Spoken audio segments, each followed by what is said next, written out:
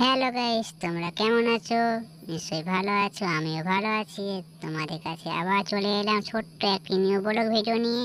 তোমরা দেখতে থাকো। এইদিকে বিকাল থেকে প্রচণ্ডভাবে বৃষ্টি পড়ছে, তাই জন্য আমি কোনো মতেই বেরোতে পারছিলাম না।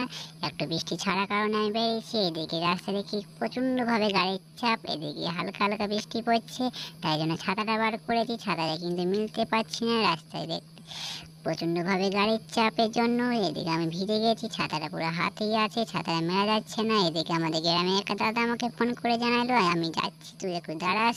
তাই জন্য আমি একটু দাঁড়িয়ে পড়লাম এক জায়গায়। এখানে এসে দেখছি আমার খুব জল তেষ্টা পেয়েছি, তাই জন্য বোতলটা বার করে জলটা খেয়ে নিলাম। দেখতে দেখতে দাদা চলে এসেছে।